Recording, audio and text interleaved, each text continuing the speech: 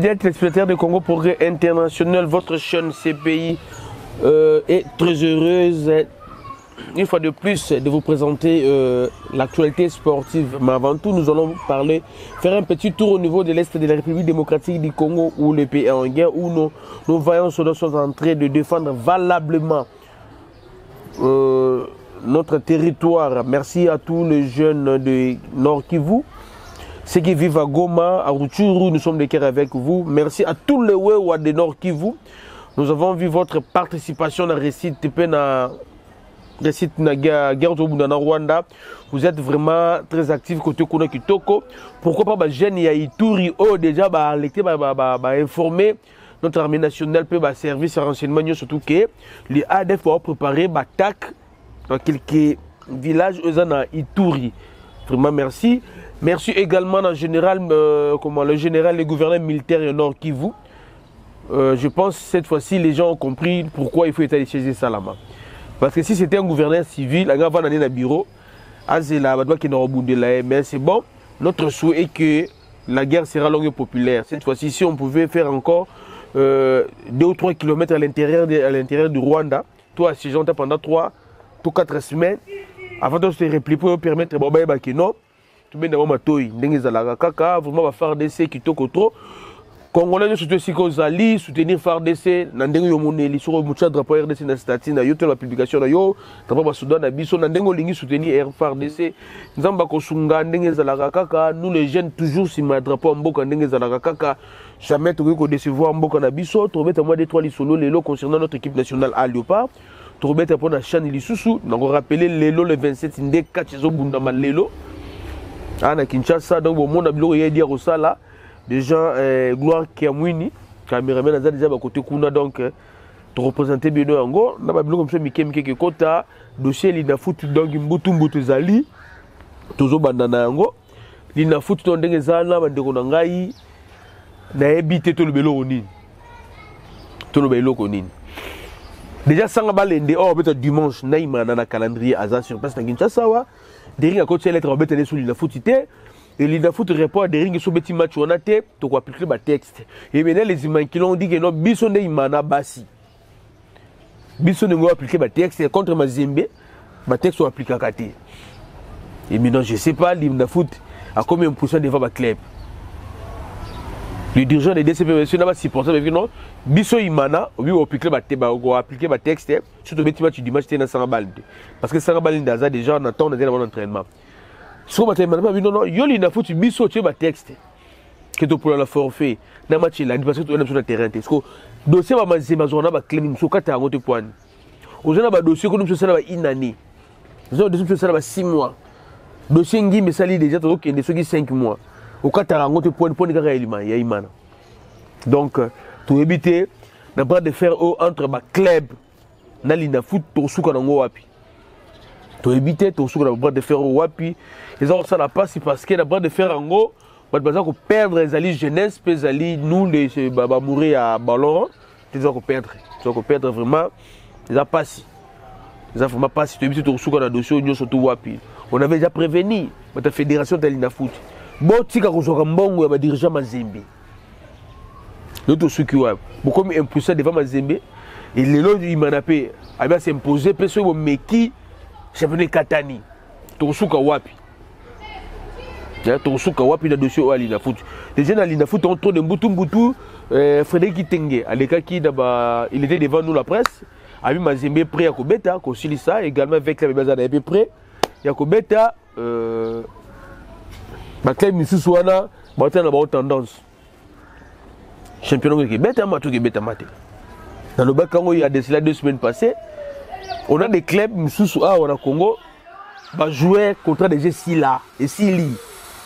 Depuis le 31 mai, contre Sili, qui va jouer soit Keke.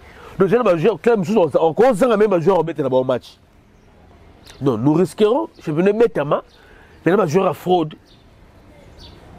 Parce que le joueur a besoin qui est contre Sili. On regarde sur un point. De toute façon, on a club, tant qu'il y a un sous. Dès que tu as joué au Baboué, on a des joueurs sur le métier de foot, dans mon dos sur la web, il y a déjà beaucoup de choses, il y a des gens qui ont Pour contrer s'il y a pas de qui. Deuxième plan, c'est quand il y a dossier, il y a transfert de joueurs. On dit plus de la moitié de joueurs Imana contre Sili. Plus de la moitié Imana, il y a joueurs Imana. Contre Sili, les joueurs dans 5 mois. Un pays na Imana, bah bengi si bango, bah peut ça va $400. Nous dans 5 mois un pays, au plus c'est $400. Ceux qui bah ben un frais d'internet, bah pas internet dans télécuna. Donc tu éviter. Paul Kasembele héros mobile, il y a Imana, est-ce que Paul Kasembele on charge à Imana. Qu'on se dise la vérité. Sponsor officiel de club de minier, c'est le gouvernement congolais. C'est le gouvernement congolais. Bon, Paul Kasembele a aussi manifesté à Imana. Ah, soit toi, Zouati. Tu as tout nagaka. Est-ce que soit Imana ou Matia Imana? Toi, tu sais, parce que tant qu'il y a trop de liberté, mais à niveau ZAD les lotis. Ça, c'est un. De deux, je pense, dans ma balle, les peuples vont les gérer trop. François Imana, Azozala gérer, Azozala bien dit. Barthélemy quitte au CG au sport, le FC Bango. Comité où ils ont géré Imana structure, on a bien les raté. Dans le règlement, dans la loi Kabongo, dans la loi sportive, il y a beaucoup de comité qui gère Imana, mais il y a de créer des ordres. Donc, pour éviter, côté qui sont Kawapi, le club le plus influent est l'Inafoot. Je cite 20 clubs. Manye Maïno, Mazembe, Lupopo, Banana, Koutana. Va redéfinir profil de dirigeant et l'Inafoot. Ah, au moins, on va le baga. Faut penser l'Inafoot. Le club va Koutana va redéfinir profil de cahier de charge et l'Inafoot. Formons tous les bêtes, il faut les sous-soutenir. Le club de dépenser en bon. Mais on va bénéficier de l'autre côté. Trop de mboutou. Et que béba. Qu'on appelle Youssouf Moulumbu à l'obbi. Par rapport à la Beteli, finalement, jouer la liste à Chan. Non, Youssouf Moulumbu est un vétéran. Ah, papa Langa. Youssouf Moulumbu a bêti combien de mètres dans le papa? Bêti. Donc, on joue l'homme de vestiaire. N'est pas utilisé. L'expérience à Zanango. Vous avez un match, il faut un vestiaire, on a leader à Zala. Déjà, au Tissingo, Mayemoko, à lobby, qui est non, un joueur Oyo, à Zala Bango, 49 joueurs dans Zala Bango, à Zoa Bango, la performance n'a Bango, il y a 4 à 5 mois passés. Parce que dans toutes les questions, lobby, toutes les questions, à coach. Mais championnat des ateliers, on recruté des joueurs, on recruté des bango sur base de quoi? Je les ai recrutés sur base de la performance n'a il y a 4 ans, le tout va 5 mois passés. Papa, je suis bon à décembre, je suis bon les lots. Je vais mettre ma sous-souté. Je suis bon, dans le moment où il a choc. À Zubango. Et maintenant, il a dit, à tous la championnat Banda, pas Banda Rukata. Compétition et Banda, comment? Et Banda pas Banda Rukata. En même temps, Yemoko a joué moi dans la vie de Peter. Peter, c'est joué 0 match dans l'île de foot. 0 match. Dans la liste, a joué pourquoi? Le coach Otis Ngoma, le même coach, a démissionné déjà dans la référence, dans la Renaissance du Congo. Ah, ce coach de Renaissance a démissionné. Pourquoi il a démissionné? Pour éviter. Pourquoi il a démissionné? Même Mademoiselle Banambok Bazobenga, le président Pakis. Kavu Vazobenga, Okito, Pandachala, Zobenga, Kuna Lukapa, Claude Moupende, Bazobenga, Bazobenga, information de source. Information de source, c'est Ali et que le débit, les choses, et Bandi Mabé. Départ, il y a Léopard. Et Bandi Mabé, Léopard Chan, on a départ, on a Bandi Mabé. Recrutement, beaucoup ont recruté Batouté. Par rapport à la prestation, il y a 5 mois passés. Le job va mettre bien en janvier. Il y a décembre encore aujourd'hui pendant que John va remettre à sous-bienté. Tout ça, c'est qui? L'Inafoot et Fédération. Tant que vous avez un foin, vous avez finir à Bango. Soyons sérieux, papa. Papa, même dans Mboka, on ne peut pas recruter un joueur pour. Il y a 5 mois passés à Betarabien. Il faut recruter. Et ça la passe. Ça la passe. Mais tout à l'heure, il y a beaucoup de dossiers à niveau de l'Inafoot, papa Langaï. Batrancha Kakate. Ce qui est dossier Ngimbi, ça lit 5 mois. Ce qui est 6e mois, dossier Ngimbi. Le dossier combien zali? Lupopo. À côté sous d'accord. Il y a deux dossiers à côté sous pour dans Lupopo. Mais qui va funda. Il n'a pas funda. Si le bakata na bagote. On va profiter de la trêve Sanamaki pour résoudre le problème administratif nous sur les éléments concernant le club, ça les paye l'autre côté. Et maintenant, comme on a l'arbitre par rapport il y a Pembeni, il y a un match. Si on se dit la vérité, déjà carburé, ça a été kérosène. Ils ont côté. Je me suis étonné. Je suis vraiment étonné de voir Sangabalenda Yava dans des magité.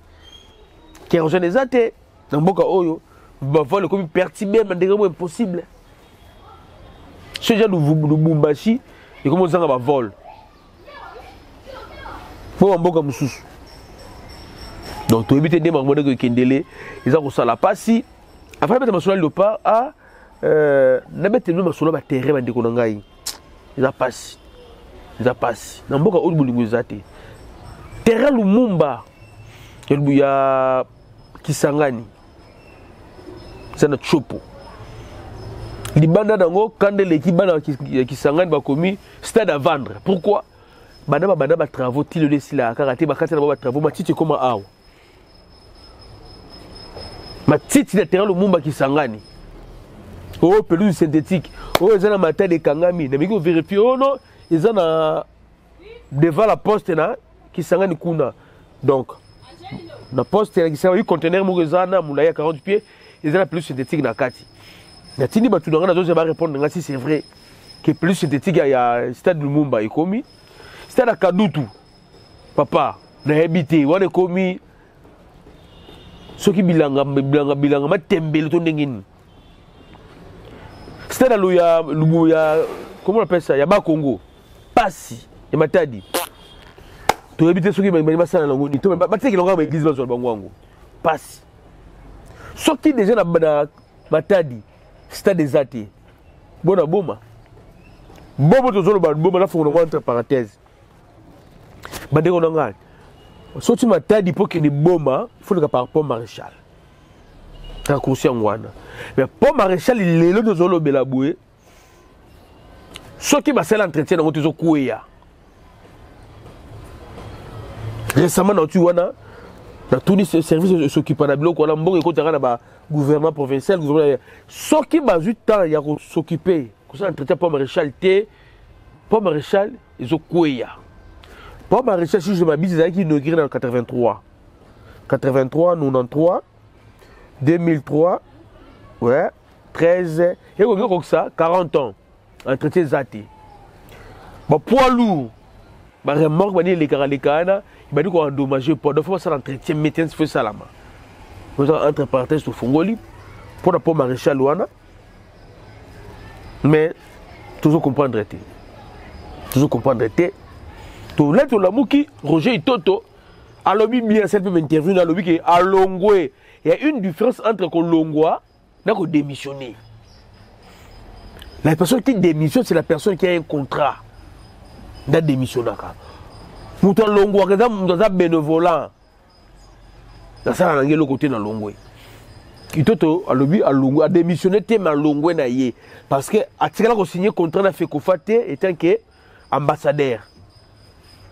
Bah, si tu as contracté comme les gars mail à Monakaka, à temps avec Kinshasa, tu as contracté de l'autre côté. On appelle ça job description. Chaque moussala est là dans l'attribution d'ango. Il est ambassadeur football congolais. L'attribution c'est belé. Qu'on détecte les joueurs, qu'on loue match amico, vendre l'image équipe nationale Libanda. Mais fait qu'on fa, même ça Roger Toto, yo luka kaka joueur. Allez-y comprendre. Déjà, on peut se mettre Moussala. On peut restriction à Moussala. On peut limiter Moussala et on peut Moussala. Il y a un joueur. Et c'est lui. Il a dit que non, il n'y a pas de moyens. Pas de moyens de déplacement. Les CG intermédiaires à Fekofa, Belge, les vieux Belges. Alors, il aime ce temps. Il y a awa. Il y a un billet avion. On a logé hier. Alors, quand ça m'a commencé là-bas. Même la poteau de foot, il m'a dit pas que tu là-bas jouer. Et comme il confusion, que la Roger Itoto. Toto que la Fekofa. Moi, je pense que la Roger est Toto. Parce que trop de fois, on a Fekofa, on dit ma bango sous-souté. Bana ba iba dongo dongo. Ata misili bungite mais ba iba dongo dongo na misili. Toto que la bango sous-souté. Donc pour l'instant, on a ambassadeur sous-souté, tout ça a été. Et Toto à l'objet, bah moi ils en ont côté. Moussa va penser qui est, bah limité. Il n'y a pas du sérieux dans ma Kambasalaka. Raison pour laquelle le mec est la boya naye. Et pour l'instant, tu évites Tokosuka Wapi, Tokende Wapi. Les plus avertis, les supporters, il y a Léopard, puis bah le non, il serait mieux. Il Toto, dès que l'on naye, ils ont tout bien. Comme ça, bah tout oh, bah déjà fait Kofa, bah qui tana bango sonné. Pour pas tirer fait Kofa, tana bango suko sonné. Pour ça, c'est Ito, tu sais, il bâtit là, moi, c'est mon dambou. Et maintenant, Ito, tu as les sous-soutés, donc on a compris que le Kuna, bah, l'ingé moutou, l'évolution, bah, l'été, la fédération. Donc, c'est ma balle, le bon évolution, bah, le là-haut. Yo, mon Ito, a Benaï, a démissionné, t'es malongo, en fait, a démissionné, t'es ma tiki. C'est ça ce que je voulais dire. Mouta démissionné, on a content, mouta tiki, ça mouta bénévole. Ito, ta tiki naïe. Fédération, bigano, azam menteur. Parce que Mbongo, c'est pour ta frère naïe. Tu vois que la fédération continue en haut. Et comme si, il n'y a pas si. Il n'y a pas si. Pour la sélection de l'équipe nationale A, le but n'a qui chance, il y aura sur là 3 joueurs. Dans la liste, Hector Cooper. 3. Comme par hasard, bah, Koutali n'a fait des jeunes. Je ne sais pas, mais il y a place Moko. Et celle qui est Moko, à Bengingaï. Pourtant, on a vu que non, guerre na saki, émission on a vu non guerre na est, bah joueur na biso bazala ba tika rofinga bango, coup de prime pesa bango na. Bango ba ki parla ba vraiment ngote, ba ela be prime on a te, ba ela mamambongo wana te, ba ela mambo bolingo mboka. Ba prime ko so go so tala ba joueur. Ba go pesa ba soda, ko joueur ba ko ndi ba soda ko kalata ba soda. Moko Chantal Kakolo, bien. Effectivement bon, bah là toujours quand ba là moi bongo d'accord, c'est pas grave. Tu vas remettre pour Namboka. Il y a qui nango, faut une bague vidée. Na quelle page moko boye, na coupe mo boye na Instagram. Na côté en conversation na ba jouer oh ba mettre là na France, na Belgique. Moi je suis toujours solo là. Ba de ngai. Soki to sali kebate. Un joueur est belé basé la liste et toi couper boya na bagote. Boyati. Les joueurs ne sont pas contents. Les joueurs ne sont pas contents de la doléance de la Pesaki. La fédération Tissouko a répondu à la doléance de la Bangote. Alors, continuer à rouler Bango. Alors, les joueurs maintenant voulaient boycotter la sélection. Oyo, tour Oyo. Ça, c'est un. De 2, les joueurs n'ont plus confiance en Hector Cooper. Les professionnels, ils ont confiance en Hector Cooper. C'est ligué. Soutenir Cédric Bakambu, la position de joueur qui fait Makamaloba qui awa Makamaloba Maloba fédération de Salangote, mais au fin de joueur en gros. Donc il y a un nombre de joueurs Oyo, peut-être moyen à Bangote. Fédération, il y a un hectare coupé, je me suis dit fait des bagos ya raison pour laquelle Abib c'est la liste ma réserve.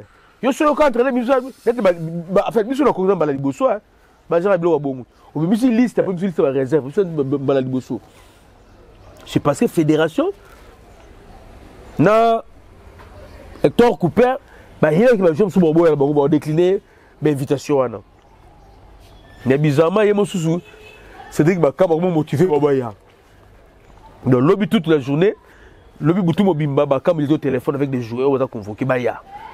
Parce que bazo résister, bazo linga bango ya tibabino et que badingue Hector Cooper sous souté bana ko on dit ma liste à fédération classement fédération ba bendandi baso na confiance na été ça c'est un de 2 Makambasi c'est la fédération a amélioré la fédération a amélioré kakati le pour ceux qui va jouer comme bango on ne sait pas déjà adversaire na mission les Gabonais depuis mardi baba na entraînement depuis mardi biso nanu regroupement peut-être bana vendredi. Il y a l'élo. Tu sais, il y a des gens qui sont en mais tout à l'heure, tout ça, Dieu seul sait. Mais je peux ça passer. Je peux ça passer. Kolala kolamuka décembre za loin. Faut ta fédération balongwa. Balongwa pour conclure. Bana baso a to beta éliminatoire Coupe d'Afrique. Le part d'âme. Pour ça va prime na bango papa. Ozo mtema mabeni nyongo. Papa mataki ba vie ba ke bazongi, papa ta balongo, ça va prime na bango. Son excellence Serge Condé. N'a habité. Et ça problème ni bana beta ki bali. Pourquoi ça va prime na bango? Oui, comme ça na mamboko. To repona makambu ko repona. Mais la passe. La passe va ndiko nga passe. Ça passe. Ceux qui sont joueurs professionnels sous ba yété, bo tenir ba rigueur té. Et puis l'exemple moko Vital Simba a remplacé par Luzolo. Bokende, ceux qui joueurs a blessé. Était blessé na information, c'est son club. Est-ce que encore si Bokende site, ton page l'équipe de Vital Simba. Bon qui a une information au club là ba public a blessé pour commander indisponible pour combien de temps pour Bokende vérifier nan. Peut-être nga na monnaie na ngote Bokende non. C'est ce qui prouve que nos joueurs tokeba. Mais ça tourne à bango. Bango ko bete a balle de na loyenge Simbati. Donc merci na batu tout. Ndenge za kaka tous là toujours prêt pour les 4 juin le parc beta. Les 4 juin le parc beta. Mais moi des autres zara makasi. Des autres zara makasi entre fédération et ministère et maintenant des joueurs va sali bloc va combattre sur entraîneur. À Longwa. Pour a commis faible devant la fédération. Quand on va liste la fédération, quand on va classer la fédération, ils ont essayé de jouer pété. Donc, c'est ça. C'est ce qu'il faut retenir. Merci vraiment, Bandeko Nangabino tout. Nous avons été parce que nous avons un grand merci à Claude Mpende. Basi tout ya Lunda Norte, na Kavuba. Na bakamfufu kuna bino tunyo surtout Claude Mupende Okito Pandachala président Pakis to bosente na Bundes pe to bosanité et papa JP Kisoka ma pirate Kindu ndenge za la kaka vous êtes télébélé dinosaure baccalauréat na France bana Thierry bana Bandel ba pesi mbote na pesi mbote na papa Vicky Ebo na Suisse également un grand bonjour à Cédric Bakambu, pour l'équipe nationale, continue à soutenir Bisso. Équipe ça. Équipe ça, kaka. Bébé Chico, dans les lavants à Komonayo, au Stade de Londres, Masolo Kitoko. Pour terminer, toujours continuer toujours l'opération de Bisso Sunga, sportif RDC. Au équipement sportif Nandaku, tout le monde au Somba, au Sombi, il y a sport Nyon surtout, numéro 1 à Bengingaï.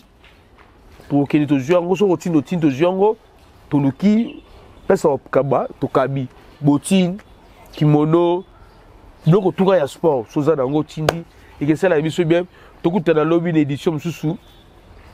Après catch, aéroport Angili, entre autres sur le joueur Boroya, comme ça, je peux vous l'information à tout le lobby de Tongo. Merci vraiment. Ciao.